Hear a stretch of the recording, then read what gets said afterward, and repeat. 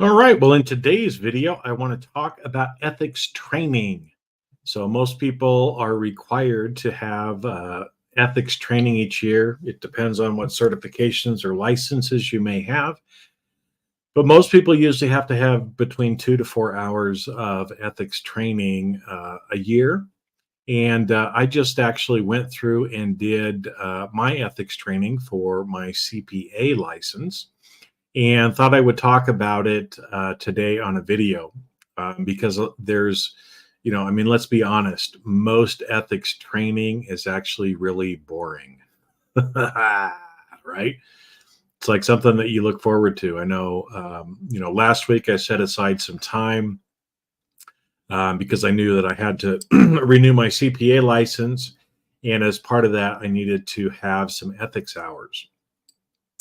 And so I want to talk a little bit about that, about some different options that actually are not boring. Because again, some ethics training I've done, I want to gouge my eyes out because it's just hard to listen to, hard to actually complete. And so, again, if you're one of those professionals that needs ethics training, you need to look into exactly what kind of ethics training you need. So, for most certifications, it really doesn't matter what ethics training you take. Most of them do not require a specific course or specific topics related to ethics. They just want you to have some ethics training each year. So that's what most people are probably living with. And I'm going to give you, especially if you're in that category, there's a lot of different options for you to take. Now, a lot of the CPA licenses require certain ethics training. So as an example, right, I've been a CPA in Idaho, in California. Now I am in Arizona. And each of those states actually has some different requirements for what ethics courses you can take. So really, I think in California and in Arizona, there are only specific courses that I can take. So there's ones that have been kind of approved or topics that I have to take. Idaho was a little bit more lenient in allowing me to kind of take whatever I felt like I needed to take in that. And so, if you're in that situation, then usually there's specific courses that you have to take. And you can get them from different providers, but usually, like for me this year, what I just completed, I needed to do an AICPA professional standards, I think is what it was called, course. And I needed to do one specific to Arizona CPAs in the Arizona CPA Act, the rules associated with Arizona. So I had to go and find a training provider who provided those two topics and actually register and take the courses from them. Now, I had to do that in California as well. And most of those providers that do that for CPAs, the format is kind of, you get to read this document, you get to read the actual AICPA rules, the Arizona state statute. Sometimes they'll give you some little case studies or examples along with it, but you have to read it. And it's a lot of pages that you have to read. So I think the one training was 4 hours, the other training was 2 hours. So I spent 6 hours reading these documents and then taking quizzes and kind of a final exam to make sure that I had understood the information. Now, that's usually kind of boring. And honestly, it was boring. The course that I took, it was well put together. The person who did it, put it together well, but it was still a lot of reading and required a lot of my physical engagement in order to do it, right? And then I take the practice questions and, that one was wrong. Well, why was that one wrong? Oh, that's why, right? And then I ended up taking the final exams, got my CPE, everything was great. It was an on-demand option, so I could take it when I wanted to, when it worked for me. And as soon as I completed the course, I got my CPE certificate. So worked well for me, like I said, because I had to take those specific courses. Now, many of you don't have to take a specific course. You just need to have ethics training. And there are some other options that are out there that are much more entertaining and easier to do than reading and taking a quiz. Okay. And those are on C-Risk Academy. So again, I've got this, on the screen here, ondemand.criskacademy.com. But over there, the courses are actually video based, which means, you're sitting back and you're watching a video. It might be me talking or another instructor talking, and kind of going through slides or talking about different things. Now, again, I know sometimes ethics can be kind of a dry topic. And so, especially for the courses that I created, I tried to make that more entertaining as well. So not only do you get to sit there and watch, right, without having to, sit there and read through all the fine print, but the system actually keeps track of your watching. And so you don't actually have to take all these quizzes and other things associated with it as well. And so, those are out there and are available. I put the information in the description if you're interested in some of those courses, and I'll just name a couple of them so that, again, you kind of know what are there. But for example, one of the courses is called The Shocking Truth About Ethics. Okay, and that one is, again, it talks about some different things about ethics that you normally don't hear about in ethics training. And so actually very interesting. I spent some time kind of working through that. And I won't give you much more information on that because I don't want to give away the whole punchline. But again, it's one of those where you can sit back and listen, get your ethics hours, actually learn something, because like I said, in that course, you're going to learn some things about ethics that you normally don't hear. And again, how do I know? Because I spent over 20 years in the ethics space, in going to trainings myself, in being in charge of ethics and compliance at organizations. And so we talk about a few things in there that most people don't actually know. There's another course called Ethics for Internal Auditors, Star Wars Jedi Edition. So I love Star Wars. And that was a training that I put together with Yevgenia from Kazakhstan, actually. She had the idea of, wouldn't it be fun if we could talk about ethics in relation to the Star Wars movies? And so we said, sure, let's do that. And so her and I had a conversation in talking about the Star Wars movies.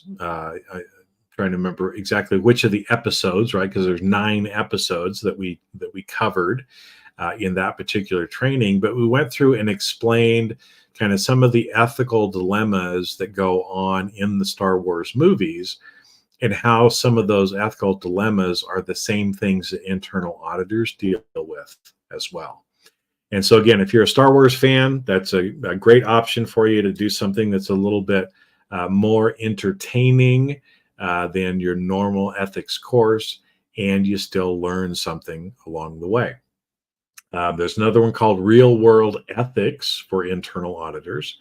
And so again, sometimes we go through these ethics trainings and they're pretty much just telling us, here's the rule, you can and you can't do that professionally. But a lot of times it's hard to know, well, that's great for my day job, but how do I actually apply some of these ethical principles into what I'm doing in my everyday life so that I can be a person of integrity? I can have, good ethics as well.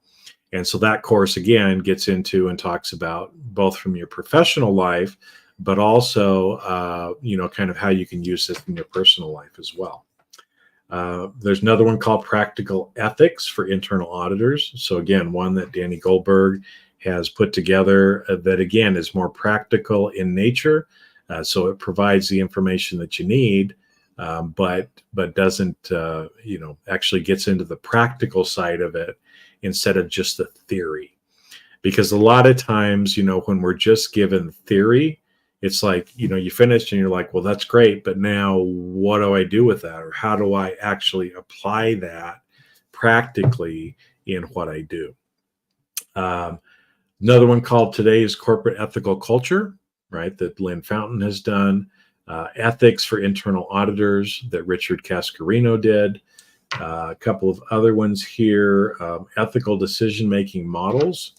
So that's a course that, again, when I was in charge of ethics and compliance at an organization, I had to come up with kind of our ethical decision making for our organization. What questions were you going to ask? What was kind of the protocol on knowing what decisions to make?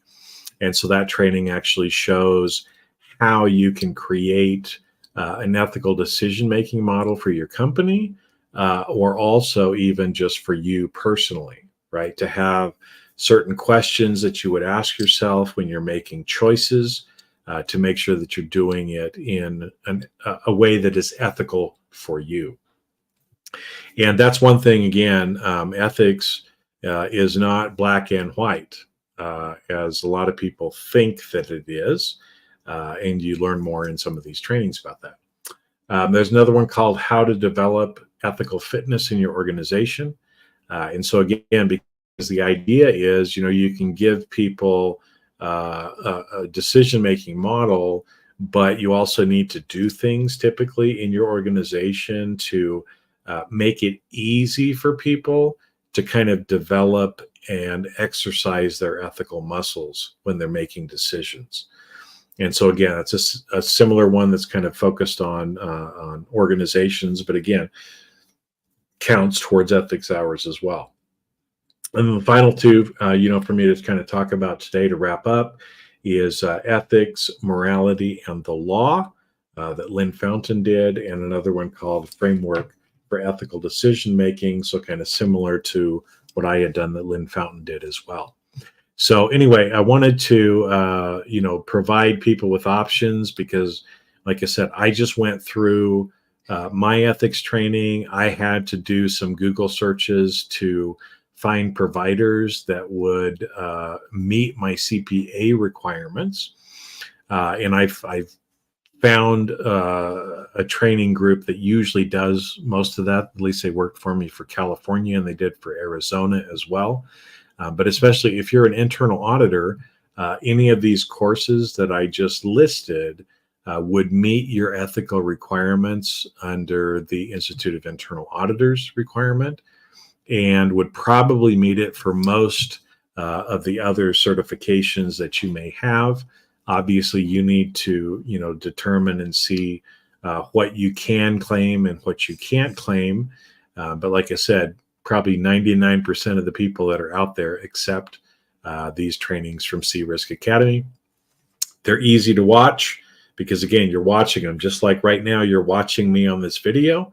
You're just watching the training as if you were there live for 2 hours. So it's a lot more entertaining than just trying to read something. Now, final note on this too is because we're in August of 2024 right now. Today is the 7th of August. C-Risk Academy is actually doing their 50% off summer sale. So again, if you're a person who needs ethics training, up until August 15th, you can get it for half price. If you use coupon code SUMMER24, that's all caps SUMMER24. And I included that in the description up above as well. So again, if those are options that work for you, an opportunity that you'd like to take advantage of, if you do so by the 15th of August, you also can save 50% off of the normal price. Now, I know that often ends up leading people to ask questions like, well, I don't want to do my ethics training quite yet. I want to wait until I'm closer to the end of the year. That's fine. You can register for the courses now and then just take them before the end of the year. Because what happens is when you finish the course, that's when you're issued your CPE certificate. So you just make sure that you've completed it before the end of 2024, but you can save 50% if you register now. So with that, I'm going to end up wrapping up for today. But like I said, I know it's always nice to have some recommendations. And like I said, some of these are my courses, some are courses from other people. I don't care which one you use. I just wanted to make sure that you had some different recommendations and knew about some options so you didn't have to spend as much time on the internet as I did trying to find courses on ethics. So wrapping up for today, we'll see you on the next live video. Have a great rest of your day and a great rest of your week.